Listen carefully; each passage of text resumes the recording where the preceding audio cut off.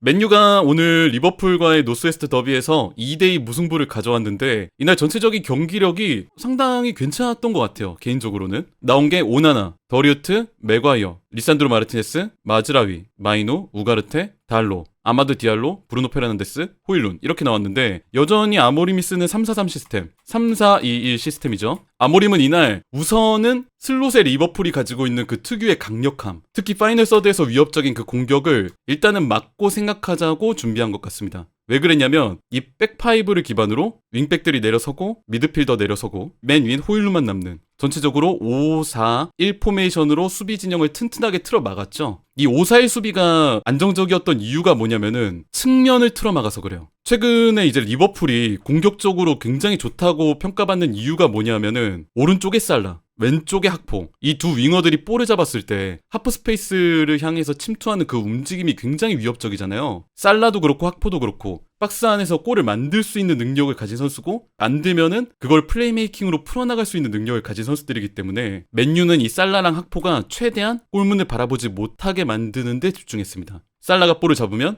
브루노, 우가르테, 달로 같은 선수들이 튀어나가고 정 안되면 마르티네스 같은 선수들도 왼쪽에 치우쳐서 완전히 골문으로 향하는 길을 틀어 막았어요. 그 반대도 마찬가지였죠. 학포가 볼을 잡았을 땐 마즈라위, 아마드, 더리우트나 여기에 마이누 같은 선수들도 나와서 학포가 가는 앞길을 완전히 틀어 막았습니다. 이러니까 리버풀의 공격에서 중요한 위치를 차지하는 이 윙어들의 플레이가 많이 봉쇄된 감이 없잖아 있어요. 다만 이 5-4-1 수비 진영에서 어쩔 수 없는 태생적인 한계는 좀 있죠. 뒤에 백파이브, 그 앞에 4명 이렇게 단단하게 수비 진영을 지키는 반면에 혹시나 우리가 역습을 얻었을 때 뛰어나갈 수 있는 선수가 한 명밖에 없다는 거. 최전방 라스무스 호일룬. 이 태생적인 한계 때문에 맨유는 후방에서 볼을 탈취하는 데 성공했을 경우 일단 호일룬한테 앞으로 차보내는 어떻게 보면은 1차원적인 역습 전술을 쓸 수밖에 없었습니다. 이거는 뭐 어쩔 수 없는 선택이기는 하죠. 축구에서는 선수들의 숫자가 정해져 있다 보니까 당연히 이제 수비에 무게를 많이 실으면 공격에는 숫자가 적어질 수밖에 없죠. 근데 이날 호일룬이 이 롱볼들을 따는데 당연히 어려움을 겪을 수밖에 없었어요. 왜냐하면 호일룬 앞에 있는 센터백들이 판다이크, 코나테 이런 선수들이었기 때문에 이 선수들 사이에서 뭐 볼을 따내서 박스까지 역습 상황에서 전진을 한다? 그런 것들은 사실상 쉽지가 않죠. 지금의 호일룬한테 기대하기도 어렵고.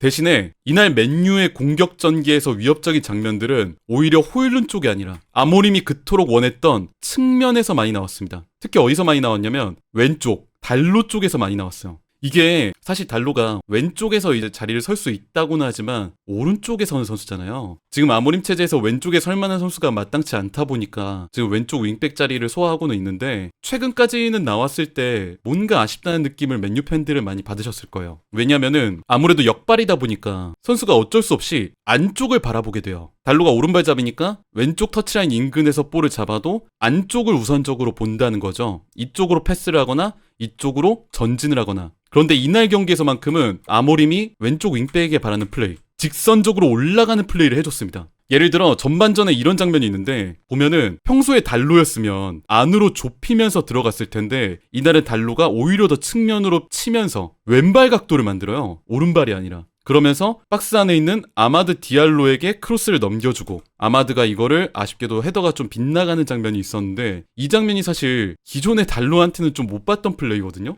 굉장히 직선적인 움직임으로 상대를 뚫고 크로스, 왼발 크로스를 노리는 플레이. 이게 오늘 맨유가 왼쪽 공격이 좀 활발했던 이유 중에 하나가 아닌가 싶어요. 그리고 또 하나 얘기하고 싶은 게 뭐냐면은 이날 경기에서 우가르테가 정말 많은 역할을 해줬습니다. 전에도 말씀드렸지만 맨유 같은 경우에는 이 3-4-3 시스템에서 미드필더가 2명밖에 없다 보니까 상대랑 맞붙었을 때 중원 싸움에서 수적으로 우위를 점하는 게 쉽지가 않거든요. 그런데 아모림은 이걸 어떻게 해결하느냐, 이 미드필더 한 명 한 명의 활동량으로 커버합니다. 굉장히 많이 뛰게 시켜요. 이게 맨유가 기존에 뭐 카세미루나 에릭센 같은 미드필더들이 나왔을 때 중원이 완전히 무너지는 이유, 활동량 측면이죠. 근데 오늘 나온 우가르테랑 마이누 조합은 지금 아모림이 1순위로 생각하는 미드필더 조합이 맞는 것 같아요. 예를 들어 공격 상황에서 끊겨서 아래로 빠져서 리버풀에게 역습을 허용할 수 있는 장면이라든지 아니면은 중원 싸움에서 볼이 튀는 장면이라든지 그런 장면들을 자세히 보시면 언제나 우가르테가 있습니다. 우가르테가 이 볼을 다 리커버리 해줬어요. 소유권을 가져와서 뒤로 한번 빼준다든지 아니면은 측면으로 빼서 공격 찬스를 이어간다든지. 이게 농구에서 말하는 공격 리바운드랑 똑같은 거죠. 상대의 역습을 한번 막고 우리 팀의 공격 찬스를 한 번 더 이어가게 하는 플레이. 이걸 우가르테가 굉장히 잘해줬습니다. 야, 진짜 근데 우가르테 발밑 안 좋다는 거는 나는 이게 파리에 있을 때 많이 들었던 얘기인데 나는 아직도 잘 모르겠어. 그 뭐냐, 우가르테 링크 났을 때 기사나 전문가들이 맨날 얘기했던 게 뭐냐면은 우가르테 리커버리 좋고 잘 쓸어주지만 빌드업에서의 패스워크가 안 좋고 방향 전환이 안 된다. 맨날 이런 얘기 했거든? 기사 보면은? 근데 나 모르겠던데? 난 패스 괜찮던데?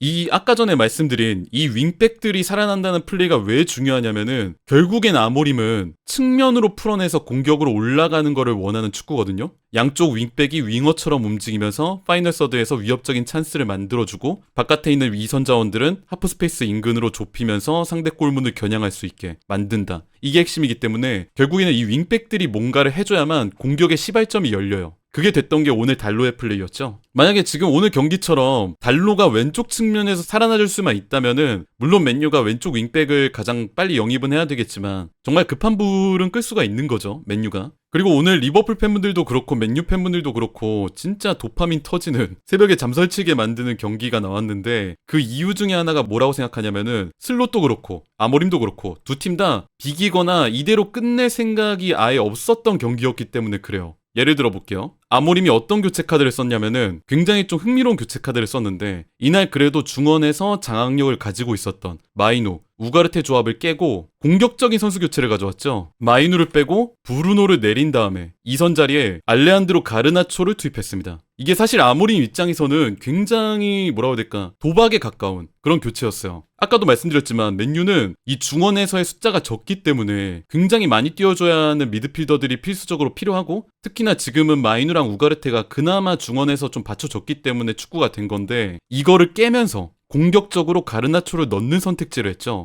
이게 가능하게 만들었던 건 제 생각엔 이날 달로의 컨디션이 괜찮으니까 왼쪽에서 달로와의 연계로 공격을 풀어나가겠다. 그리고 이 교체가 제 개인적으로는 생각보다 괜찮게 작용했습니다. 가르나초 같은 경우가 선발로 나왔을 때는 맨유 팬분들에게 굉장히 좀 실망스러운 모습도 많이 보여주긴 했지만 교체로 나왔을 때 뭐 예를 들어 70분대 중반이나 후반으로 나왔을 때는 여전히 뭔가를 보여줄 수 있는 선수라는 걸 오늘 좀 보여줬어요. 예를 들자면 브루노가 찔러준 뒷공간 패스를 가르나초가 라인 브레이킹을 하면서 잡아주고 그대로 파이널 서드를 향해 침투. 이날 가르나초도 아까의 달로와 마찬가지로 주발인 오른발을 고집하지 않고 오히려 박스 외곽으로 더 드리블을 치면서 왼발 각도를 만들었죠. 그리고는 박스 외곽에서 중앙을 향해 왼발로 컷백. 가운데 있던 아마드 디알로에게 패스를 넘기면서 아마드로부터 맨유의 2대2 동점골이 터졌습니다.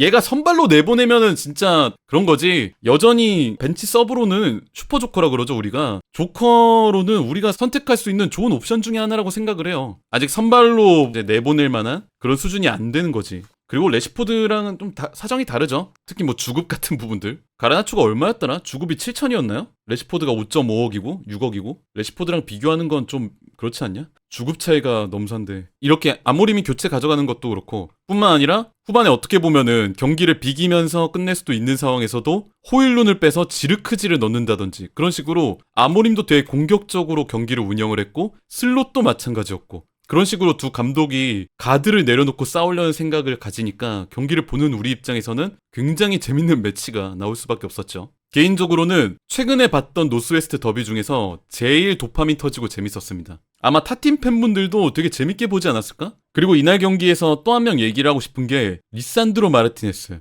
이 선수가 굉장히 괜찮았습니다. 최근에 리산드로 마르티네스가 좀 비판을 받는 부분들이 없잖아 있었잖아요. 특히 뭐 수비 집중력, 상대를 놓치는 부분이라든지 아니면은 박스 안에서의 수비 경합, 패스 미스 이런 부분들에서 약간은 비판을 받았는데 오늘 경기에서는 좋은 모습들을 많이 보여줬어요. 특히 수비 상황 때도 그랬지만 오히려 공격 상황 때 많이 빛났습니다. 마르티네스가 만든 장면들이 전반에는 이런 게 있었죠. 앞으로 전진 패스를 넣어주는 장면이었는데 하프라인 인근에서 볼을 잡은 마르티네스가 전방을 바라보고 앞으로 침투하는 호일룬에게 패스를 넣어주는 장면. 보시면 아시겠지만 아놀드가 살짝 뒤에 있으면서 리버풀 라인이 약간은 무너진 장면이거든요. 그거를 마르티네스가 정확하게 캐치해서 좋은 공간 패스를 넣어주고 호일룬이 침투. 박스 안에서 알리송과의 대결에서 선방에 막히긴 했지만은 이거는 진짜 리산드로 마르티네스의 전진 패스가 빛을 발했던 장면이었고요. 마르티네스의 이런 공격 참여가 골까지 만들어냈죠. 후반전에 리산드로 마르티네스가 전방에서 리버풀의 볼을 끊고 동료에게 볼을 넘긴 뒤에 센터백이면 아래로 내려갈 법도 하잖아요. 근데 내려가지 않고 오히려 전진을 합니다.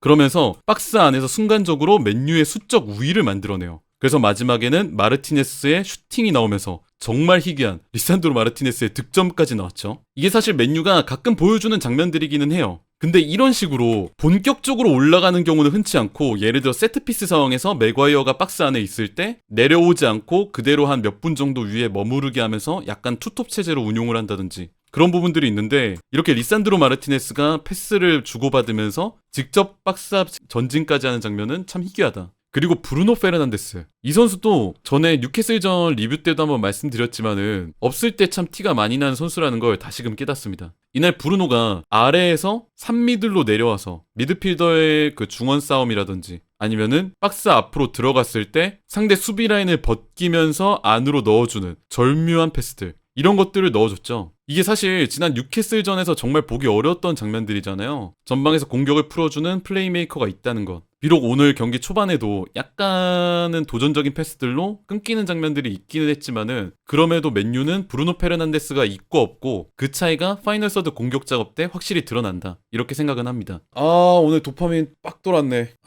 어쨌든 맨유 팬분들은 오늘 경기에 대해서 좋게 생각하실 부분이 되게 많다고 생각을 하고요. 앞으로 좋은 경기력으로 맨유가 보답을 해줬으면 좋겠습니다.